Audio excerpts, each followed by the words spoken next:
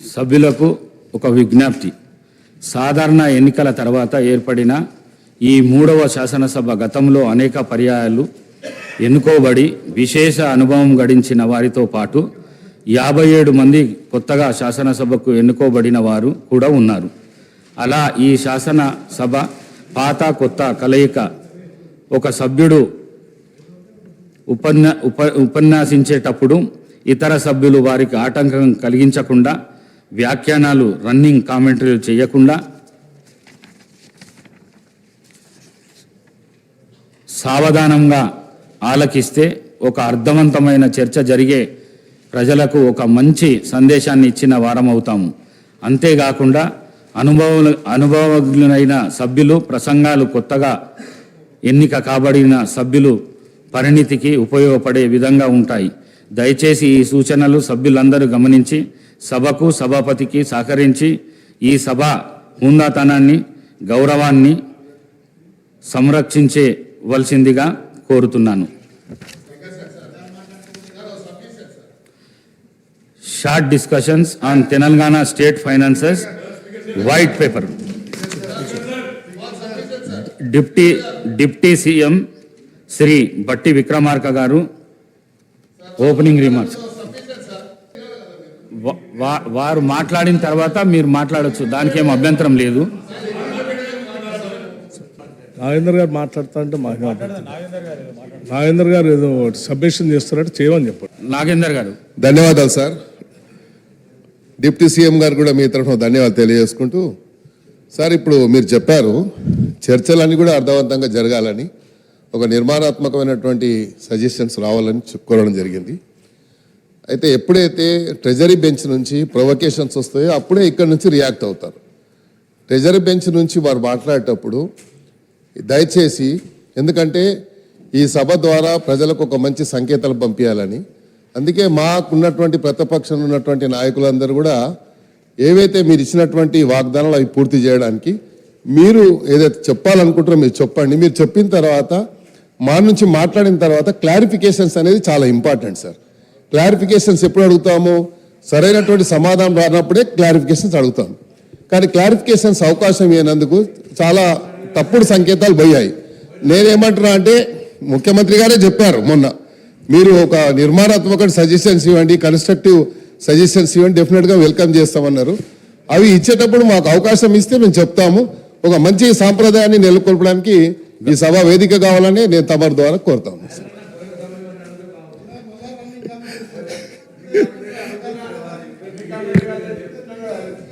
Deputy CM. అధ్యక్ష,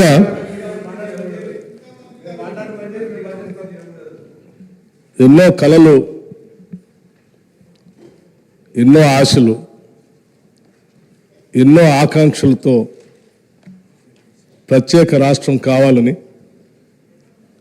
ఈ ప్రత్యేక తెలంగాణ రాష్ట్రంలో ఉన్నటువంటి ప్రజల జీవితాలన్నీ కూడా మార్పు చెందాలని, నిధులు, నీళ్లు, నియామకాలు ఆత్మగౌరవంతో కూడినటువంటి తెలంగాణ రాష్ట్రం ఏర్పడాలని, అందులో అందరూ అభివృద్ధి చెందాలనేటువంటి ఆశతో తెచ్చుకున్న తెలంగాణ రాష్ట్రం ఒక దశాబ్ద కాలం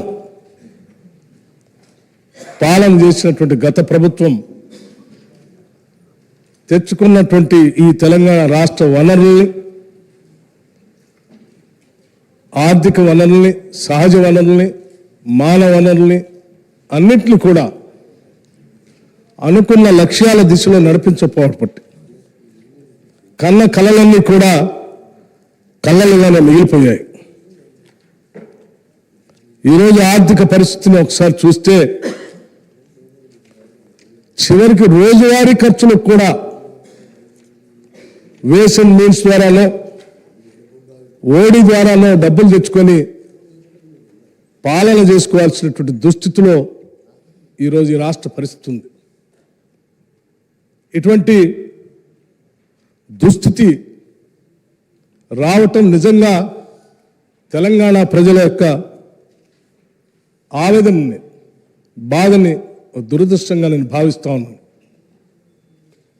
అందుకే ఈ దశాబ్ద కాలంలో జరిగినటువంటి ఆర్థిక అరాచకత్వాన్ని, జరిగినటువంటి తప్పిదాల్ని రాష్ట్ర ప్రజలందరికీ తెలియపరచవలసినటువంటి బాధ్యత, అవసరం. ఈ తెలంగాణ ప్రజల కలలు, ఆశలు, కోరికలు తీర్చాలన్నటువంటి ఆలోచనతో, లక్ష్యంతో తెలంగాణ ఇచ్చినటువంటి కాంగ్రెస్ పార్టీగా మా అందరి ముందు ఉన్నటువంటి బాధ్యతగా మేము భావిస్తూ ఉన్నాం. అందుకోసమే ఈ రాష్ట్ర ప్రజల ఆకాంక్షలను, కోరికల్ని నెరవేర్చడం కోసం ఈరోజు రాష్ట్రంలో ఉన్నటువంటి ఆర్థిక పరిస్థితి ఏంటి, ఇక్కడి నుంచి మనం మొదలు పెడితే మన భవిష్యత్తుని నిర్మాణం చేసుకోవటం కోసం ఏ రకంగా అడుగులు వేయాలి, ఏ రకమైనటువంటి ఆలోచనలు చేసుకోవాలి అని ఈ పవిత్రమైనటువంటి శాసనసభలో వాస్తవ పరిస్థితులన్నింటినీ ఈ సభ దృష్టికి, సభ ద్వారా రాష్ట్ర ప్రజలకు కూడా తెలియజెప్పి ఇక్కడ నుంచి కొత్త జీవితాన్ని, మార్పును కోరుకుంటూ ఒక అద్భుతమైనటువంటి ప్రజలు ఇచ్చినటువంటి తీర్పుకి సహేతుకమైనటువంటి పాలన అందించాలన్నటువంటి ఆలోచనతోనే ఈరోజు ఈ శ్వేతపత్రాన్ని, రాష్ట్ర ఆర్థిక పరిస్థితులపైన ఉన్నటువంటి మొత్తం విషయాల్ని కూలంకషంగా శ్వేతపత్రం రూపేణ ఈ సభలో ప్రవేశపెడుతూ మీ ద్వారా గౌరవ శాసనసభ్యులందరినీ, ముఖ్యంగా ప్రతిపక్షాలకు సంబంధించినటువంటి శాసనసభ్యులను కానీ, ఈ సభలో రాష్ట్ర ప్రజల ఆకాంక్షలు నెరవేర్చాలనేటువంటి ఆలోచన కలిగిన ప్రతి సభ్యుడికి తెచ్చుకున్న తెలంగాణ రాష్ట్రం ఈ భారతదేశంలోని అద్భుతమైనటువంటి పురోగతి సాధించడం కోసం మనందరం ప్రయత్నం చేయాలనే ఆలోచన కలిగిన ప్రతి సభ్యుడికి మీ ద్వారా నేను విజ్ఞప్తి చేస్తా ఉన్నాను. మేము ఈ సభలో ఇచ్చేటువంటి ఈ వైట్ పేపర్ని, శ్వేతపత్రాన్ని సంపూర్ణంగా అవగాహన చేసుకొని, అర్థం చేసుకొని, భవిష్యత్తు కోసం, ఈ రాష్ట్ర ప్రజల అందరి అభివృద్ధి కోసం సహేతుకమైనటువంటి సలహాలు, సూచనలు కూడా ఇస్తారని నేను ఆశిస్తూ ఈ short discussion white paper and finances పైన చర్చ మొదలు పెట్టవలసిందిగా మీ ద్వారా విజ్ఞప్తి చేస్తూ ఉన్నాం. Thank you. Now short discussion Shri T Harish Rao garu. ఇది ఇచ్చి 2 నిమిషాలు కూడా కాదు కదా అధ్యక్ష.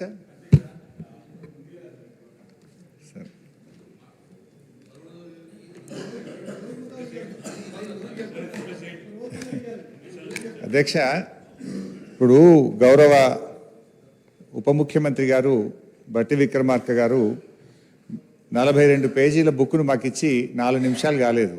కనీసం ఇది మేము చదవకుండానే ఈరోజు మమ్మల్ని మాట్లాడమంటున్నటువంటి పరిస్థితి. నిన్నటి నుంచి నేను మన అసెంబ్లీ సెక్రటరీ గారిని, మీ ఆ కార్యాలయాన్ని కూడా ఈ సభలో నోటు మీరు ముందుగా ఇవ్వండి, అట్లీస్ట్ సభ్యులు ప్రిపేర్ అయ్యి రావడానికి ఉంటుందని చెప్తే ఈ నోటు ఈరోజు సభలో వారు లేచి మాట్లాడడం స్టార్ట్ అయిన తర్వాత మా చేతిలో పెట్టినారు. Then how a member can speak on this అధ్యక్ష? భవిష్యత్తులోనైనా నేను మీతో కోరేది ఒకటే, అట్లీస్ట్ ప్రభుత్వం టేబుల్ మీద పెట్టేటువంటి పేపర్ను ముందు రోజు సభ్యులకు ఇచ్చినట్టయితే సభ్యులు ప్రిపేర్ అయ్యి రావడానికి ఉంటుంది. రెండవది అధ్యక్ష, మీతో ఒక సబ్మిషన్. మీరు ఈరోజు కూడా కొత్త సభ్యులు 57 మంది ఉన్నారు, వాళ్ళు కూడా చక్కగా నేర్చుకోవాలి, సహకరించాలన్నారు. తప్పకుండా మేము సహకరిస్తాం. కానీ మీరు కూడా దయచేసి సభ్యుల హక్కులను కూడా కాపాడాలి. ప్రొటెస్ట్ అనేది మెంబర్స్ యొక్క రైట్. ప్రభుత్వం ఇచ్చిన సమాధానంతో సభ్యులు సంతృప్తి పడినప్పుడు ప్రొటెస్ట్ చెప్పే హక్కు సభ్యులకు తప్పకుండా ఉంటుంది. చాలా ఏళ్ళుగా మీరు సభలో ఉన్నారు, మేము ఉన్నాం.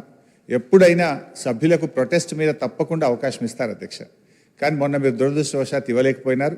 భవిష్యత్తులోనైనా సభ్యుల హక్కులు కాపాడాలని, సభను మరింత హుందాగా నడపాలని, దానికి మా పూర్తి సహకారం అందిస్తామని కూడా మీ ద్వారా తెలియజేస్తున్నాం అధ్యక్ష. ఇకపోతే సబ్జెక్టులోకి పోతే ఈరోజు మాట్లాడతారా? నాకు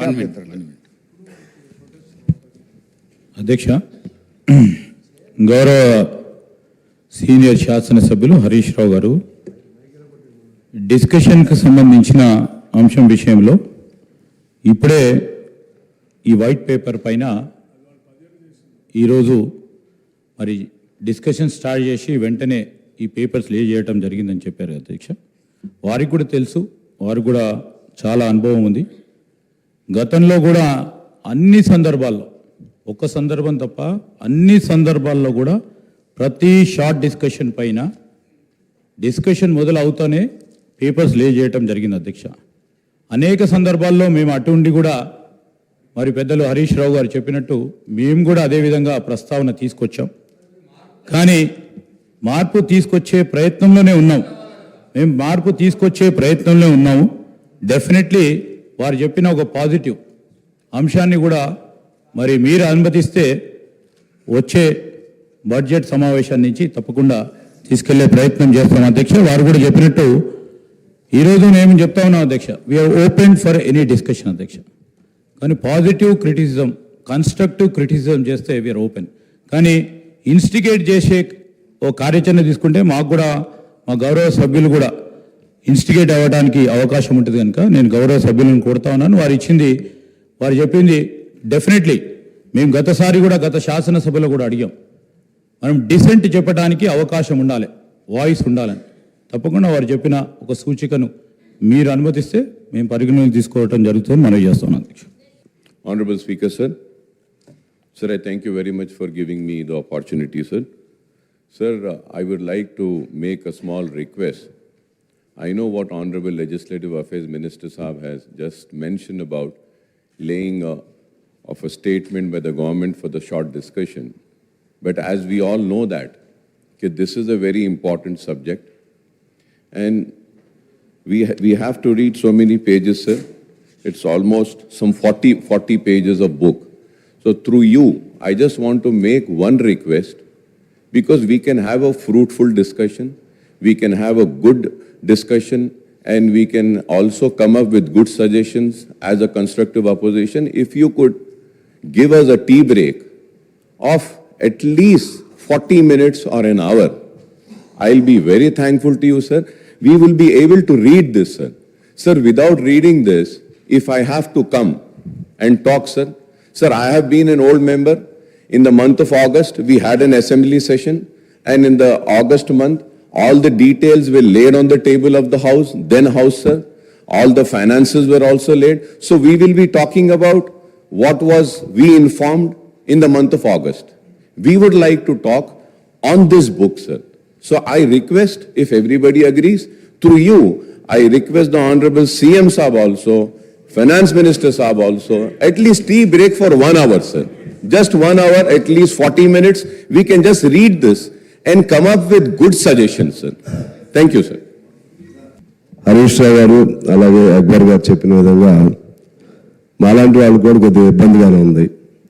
దయచేసి ఈరోజు షార్ట్ డిస్కషన్ సంబంధించి ఈ నోటు ప్రవేశపెట్టిన ఆర్థిక శాఖ మంత్రి ఉప ముఖ్యమంత్రి గారు వారి వివరణలో ఫస్ట్ ఈ నోటు రూపంలో కాకుండా వారి ప్రసంగ రూపంలో వారు ఈ పూట మాట్లాడిన తర్వాత కొద్దిగా మాకు రేపటి వరకు అవకాశం ఇస్తే దీనికి సమగ్రమైనటువంటి చర్చలు జరగడానికి వీలుంటాయి అనేది నా భావన. ఆ మేరకు మీరు పరిశీలన చేస్తారని ఆశిస్తున్నాను.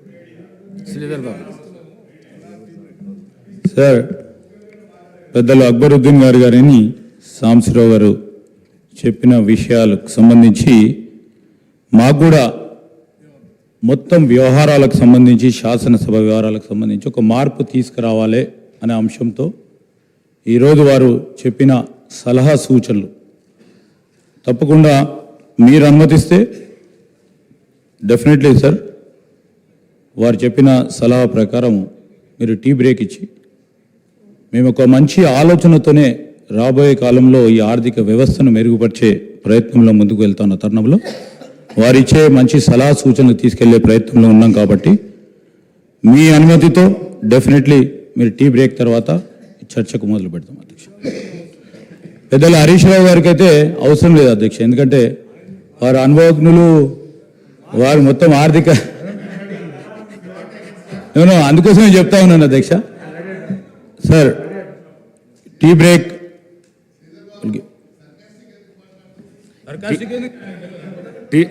Tea break for 30 minutes.